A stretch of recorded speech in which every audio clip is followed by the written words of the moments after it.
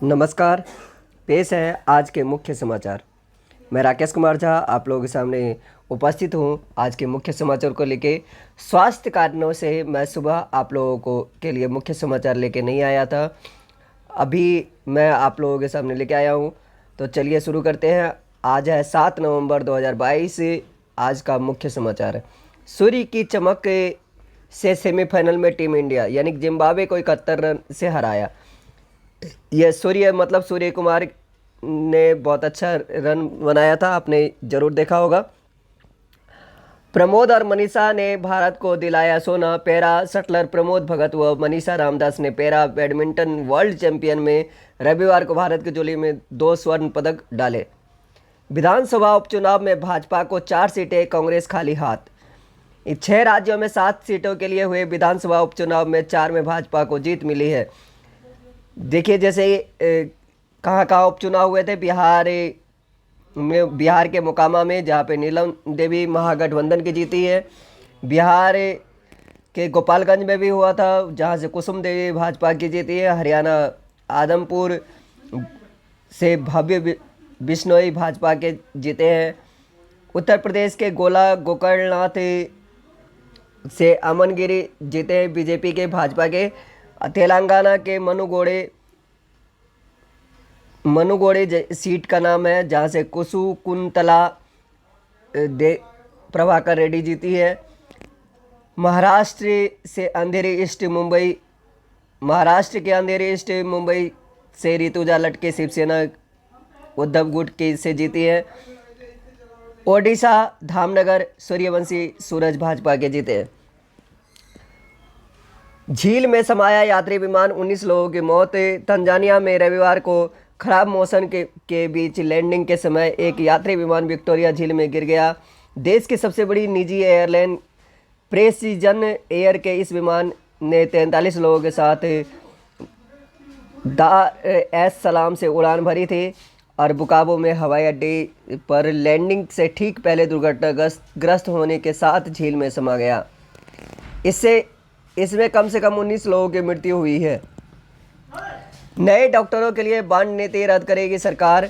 पर्यावरण सम्मेलन में विकासशील देशों की मदद पर होगी चर्चा। प्रकाश पर्व के लिए पाकिस्तान गया जत्था वाघा में फंसा, भूखे काटी रात। राजीव रत्न आवास योजना के फ्लैटों पर सुरक्षा ऑडिट कराएगी दिल्ली सरकार। औद्योगिक क्षेत्रों में ड्रोन सर्वे से ढूंढे जाएंगे संपत्ति कर डिफॉल्टर। निगम चुनाव में कांग्रेस में लग रही टिकटों की बोली। सुकेश ने एलजी को पत्र लिखकर कहा, कराएं सीबीआई जांच। गुरुग्राम में आधी रात चौराहे पर कार ड्रिफ्टिंग ने ली राहगीर की जान, 2 घायल। बीएससी बीकॉम समेत अन्य कोर्सों में 5000 सीटें खाली। दिल्ली विश्वविद्यालय में स्नातक के विभिन्न पाठ्यक्रमों में दाखिले के 2 चरण पूरे हो चुके हैं, लेकिन अभी भी कई ऐसे कोर्स हैं जिसमें सीटें खाली हैं। डीयू ने कुल 70,000 सीटों पर इस साल 80,000 छात्रों को सीटें आवंटित की थी। पहले चरण में करीब 60,000 और दूसरे चरण में 15,000 छात्रों ने दाखिला सुनिश्चित कर लिया है। दूसरे चरण की सीट आवंटन की प्रक्रिया के बाद अभी भी 5,000 सीटें खाली हैं। 5 नवंबर से 7 नवंबर के बीच दूसरे चरण की खाली सीटों पर दाखिले के लिए छात्रों को डीयू की मिड एंट्री योजना के तहत पंजीकरण कराना था, जिसके बाद 10 नवंबर को तीसरी सीट आवंटन सूची जारी की जाएगी। डीयू के आंकड़े के मुताबिक अभी भी बीएससी बीकॉम पत्रकारिता के पाठ्यक्रमों में सीटें खाली हैं। रैपिड ट्रेन परियोजना की सुरंगों का निर्माण कार्य 40% पूरा। पोस्टमार्टम रिपोर्ट अधूरी, कोर्ट ने मौत का समय और कारण बताने को कहा। उत्तर पूर्वी दिल्ली दंगे में एक युवक की मौत के मामले में पोस्टमार्टम रिपोर्ट अधूरी पाई गई है। उसमें युवक की मौत की वजह नहीं बताई गई है। अतिरिक्त सत्र न्यायाधीश पुलस्त्य प्रमाचल के कोर्ट ने जांच अधिकारी को निर्देश दिया है कि वह पोस्टमार्टम के वीडियो के आधार पर दोबारा राय लेकर युवक की मौत का कारण और समय स्पष्ट करें। अगली सुनवाई 9 जनवरी 2023 को होगी। 27 फरवरी 2020 को करावल नगर थाना क्षेत्र के काली घटा कट के पास मुख्य खजूरी पुस्ता रोड के डिवाइडर के पास एक खोपड़ी और कुछ हड्डियां मिली थीं। चीनी जासूसी जहाज को अपने क्षेत्र में नहीं घुसने देगी भारतीय नौसेना। सीजेआई के अध्यक्षता वाली रस्मी पीठ की कार्रवाई का आज सीधा प्रसारण होगा। सुप्रीम कोर्ट सोमवार की प्रधान न्यायाधीश यूयू ललित की अध्यक्षता वाली रस्मी पीठ की कार्यवाही का सीधा प्रसारण करेगा, क्योंकि यह उनका अंतिम कार्य दिवस होगा। सीजेआई 8 नवंबर को सेवानिवृत्त अवसर पर अदालत में अवकाश रहेगा। दोपहर के भोजनावकाश यानी कि भोजन के अवकाश के बाद रस्मी पीठ की कार्रवाई दोपहर 2 बजे शुरू होगी। इस पीठ में जस्टिस डीवाई चंद्रचूड़ और बेला एम त्रिवेदी भी शामिल होंगी।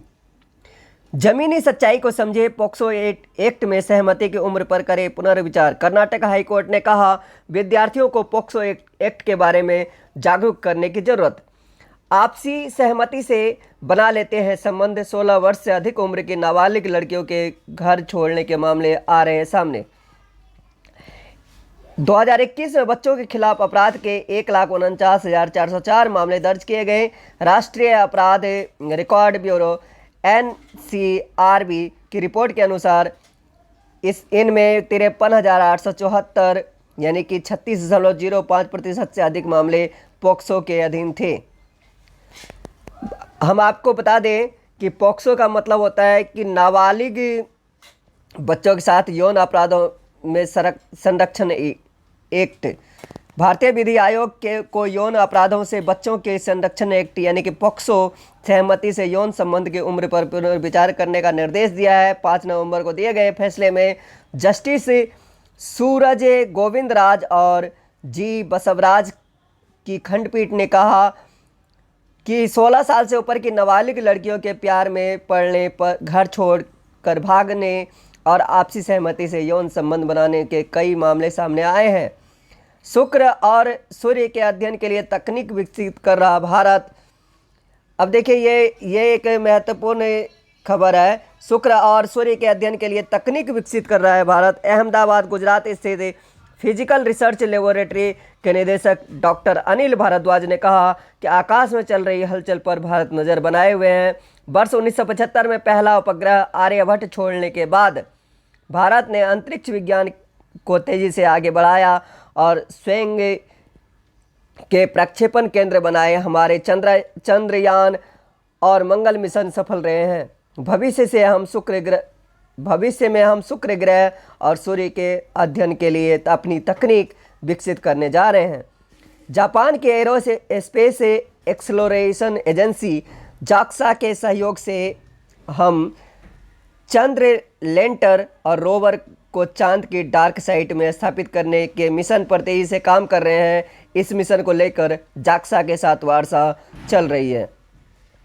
उम्मीदवारों के नकद खर्च की सीमा 10 से 2,000 करने का प्रस्ताव।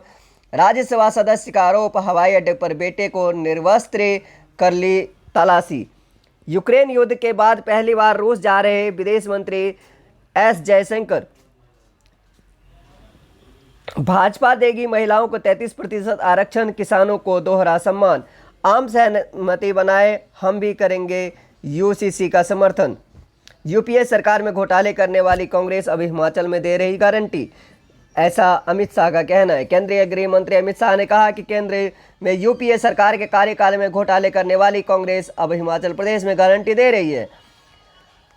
नड्डा व योगी की चुनाव आयोग से शिकायत। राहुल की भारत जोड़ो यात्रा में शामिल हुए वकील प्रशांत भूषण। भाजपा के खिलाफ कांग्रेस का आरोप पत्र। पिता को टिकट नहीं मिलने पर बेटे ने सोलंकी पर फेंकी स्याही।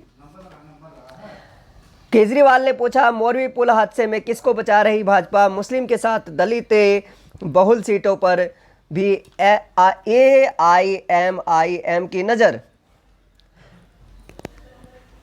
उत्तर प्रदेश में इस वर्ष 927 स्थानों पर जलाई गई पराली। खेतों में जलने वाली पराली से दिल्ली NCR गैस का चैम्बर बन रहा है। सबसे ज़्यादा पराली पंजाब, हरियाणा और मध्य प्रदेश में जलाई जा रही है। उत्तर प्रदेश पराली जलाने के मामले में देश में चौथे स्थान पर है। बीते 15 सितंबर से 5 नवंबर 927 स्थानों पर पराली जलाई गई, जबकि इस समय अवधि में उत्तर भारत के 6 राज्यों में 35,699 स्थानों पर पराली जलाई गई। भारतीय कृषि अनुसंधान परिषद द्वारा सैटेलाइट से 6 राज्यों में पराली जलाने की निगरानी की जाती है। आंकड़े देखें तो उत्तर भारत में पंजाब व हरियाणा पराली जलाने में सबसे आगे हैं। पराली न जलाने के विकल्प क्या हो सकते हैं, जरा इस पे ध्यान दें। तो पराली को खाद या भूसा बनाने वाली मशीनों को बढ़ावा देने की जरूरत है। भारत सरकार की ओर से इन मशीनों पर सब्सिडी देनी चाहिए। किसानों को पराली जलाने के दुष्प्रभाव के प्रति जागरूक करना चाहिए। यह है कार्रवाई का प्रावधान। अगर पराली जलाते हुए पाए गए तो उसमें क्या कार्रवाई की जाएगी। तो पराली न जलाई जाए, इसकी निगरानी के लिए सचल दस्ते का गठन किया गया है। हर ब्लॉक में किसानों से पराली न जलाने की अपील की जाती है। पराली जलाने पर 3 दिन के अंदर कारण बताओ नोटिस जारी किया जाता है।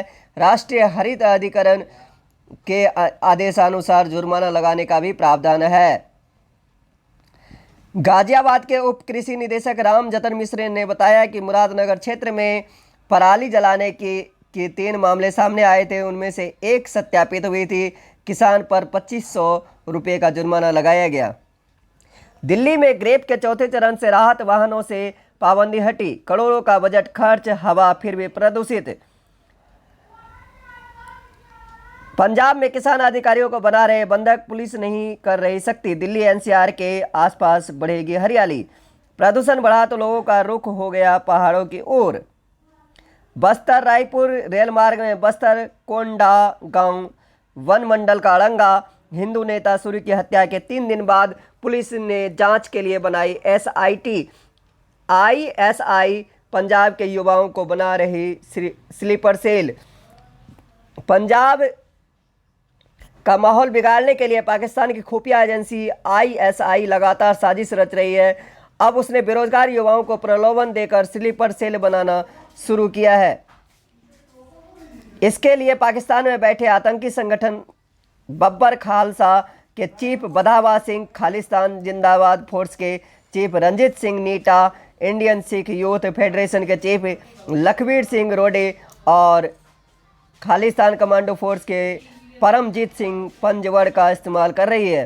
केंद्रीय खुफिया एजेंसियों के इस आशय के इनपुट ने पंजाब की चिंता बढ़ा दी है। हिंदी में आलोचना विधा का सूर्यास्त नहीं रहे मैनेजर पांडे।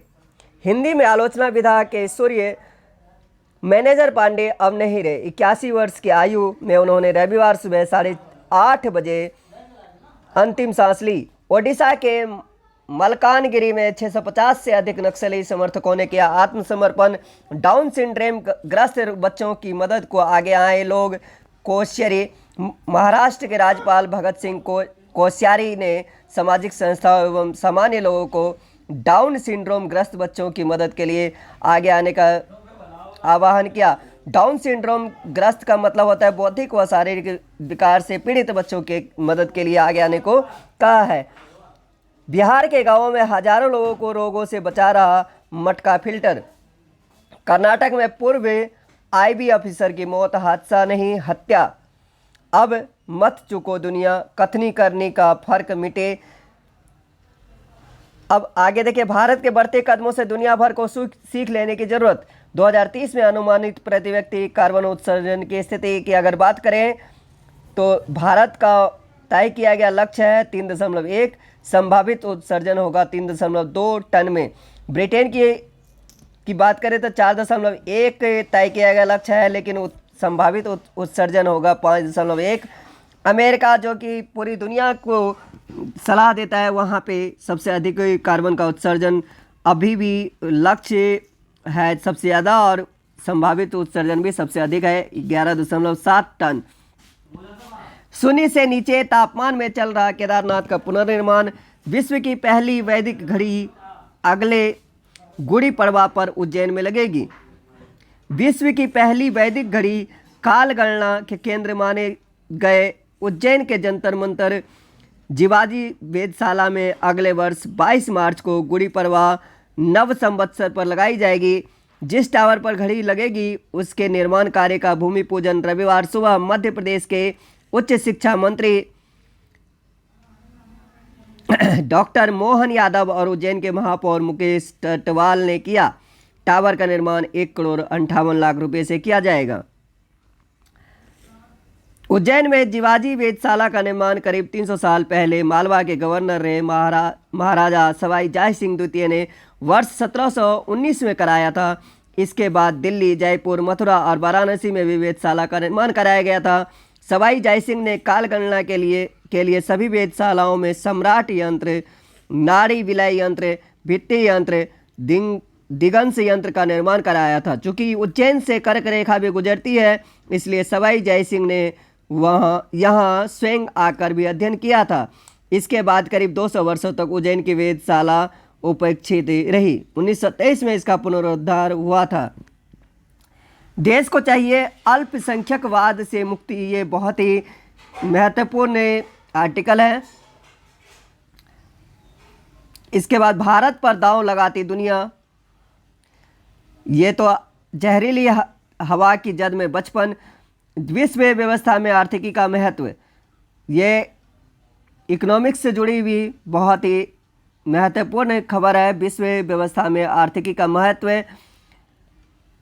आगे की अगर आगे देखें तो निवेशकों के लिए रेड कारपेट में चुनावी निगाह भी, आदिवासी आरक्षण के बीच सांस्कृतिक संरक्षण, बिजनेस की थोड़ी सी बात कर लें तो टेक कंपनियों के लिए आईपीओ से जुड़े नियमों में बदलाव की तैयारी कर रही सेबी, गुणवत्ता नियंत्रण का दायरा बढ़ाएगा बीआईएस। उपभोक्ता हितों को उच्च प्राथमिकता देने के लिहाज से भारतीय मानक ब्यूरो बीआईएस जल्दी ही गुणवत्ता नियंत्रण आदेश के दायरे को बढ़ाएगा। इसमें ज़्यादा से ज़्यादा उत्पादों को शामिल किया जा सकता है, जिससे उपभोक्ता को किसी भी नुकसान से बचाया जा सकता है। माना जा रहा है कि इस कदम से घरेलू बाजार के साथ वैश्विक बाजार में मांग बढ़ेगी। नोटबंदी के 6 साल बाद भी कम नहीं हो सका नकदी का उपयोग। जीएसटी दर तय होने से पहले बदलेगी ऑनलाइन गेम की परिभाषा। काम करने के लिहाज से रिलायंस भारत की सबसे अच्छी कंपनी। भारत में 1 महीने में उपलब्ध होगा ट्विटर का नया वर्जन। ट्विटर ब्लू सब्सक्रिप्शन का नया वर्जन भारत में 1 महीने के अंदर उपलब्ध हो जाएगा। ट्विटर के नए बॉस एलन मस्क ने रविवार को इसकी पुष्टि की। ट्विटर ने वैश्विक स्तर पर एप्पल आईओएस यूजर्स के लिए ब्लू सब्सक्रिप्शन का नया वर्जन जारी कर दिया है। इसके लिए $7.99 की फीस तय की गई है। अंधेरी उपचुनाव में 14.89% वोट ले गया नोटा, यानी कि सबसे अधिक वोट अभी तक पड़ा है। मुंबई के अंधेरी विधानसभा सीट के लिए हुआ उपचुनाव शिवसेना उद्धव बाला साहेब ठाकरे यानी उद्धव ठाकरे गुट ने जीत लिया है। लेकिन इस चुनाव की खास बात रही कि नोटा इनमें से कोई नहीं का बटन 14.89% मतदाताओं ने दबाया। यह उपचुनाव शिवसेना विधायक रमेश लटके के निधन के कारण हुआ था।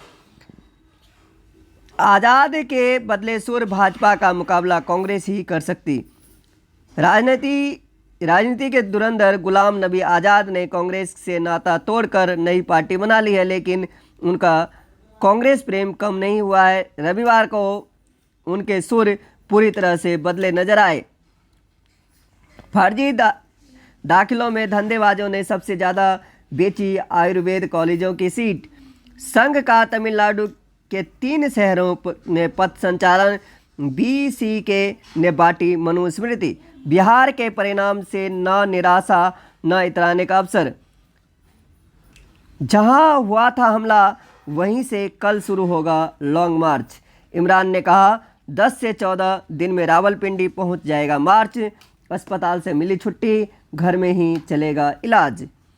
सीपीईसी से जुड़े चीनी कामगारों को मिलेगी बुलेट प्रूफ कार की सुविधा। यूक्रेनी गोलाबारी में नोवा काखोवाक का बांध क्षतिग्रस्त। जापान को मजबूत करनी होगी अपनी सैन्य क्षमता किशिदा। अंतर्राष्ट्रीय फ्लीट रिव्यू में जापान के प्रधानमंत्री फुमिओ किशिदा ने रविवार को कहा कि उनके देश की अपनी सैन्य क्षमता मजबूत करने की आवश्यकता है। उन्होंने कहा कि उत्तर कोरिया से परमाणु और मिसाइल का खतरा और यूक्रेन पर रूस के आक्रमण से सुरक्षा खतरे में वृद्धि हुई है। ब्रिटिश थिंक टैंक ने कहा लेस्टर हिंसा से संघ का लेना देना नहीं, पाकिस्तान में हर वर्ष 5 लाख बच्चे होते हैं प्रताड़ना के शिकार। तंजानिया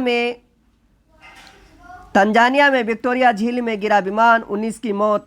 ऑस्ट्रेलिया में रोजगार दे रहा भारत का ड्रॉप आउट चाय वाला। देखिए, बहुत ही ये पॉजिटिव न्यूज़ है। भारत में चाय वाला तो बहुत सुना होगा, लेकिन ऑस्ट्रेलिया में एक भारतीय ड्रॉप आउट चाय वाला प्रसिद्ध हो गया है। उसकी वजह से अब भारत ही नहीं, कॉफ़ी के लिए प्रसिद्ध मेलबर्न की गलियों में भी चाय पर चर्चा होने लगी है। जब मैं मेलबर्न के सेंट्रल बिजनेस डिस्ट्रिक्ट CBD की एलिजाबेथ स्ट्रीट में पहुंचा तो वहां ड्रॉप आउट चाय वाला के बोर्ड ने सभी भारतीयों की तरह मुझे भी आकर्षित किया।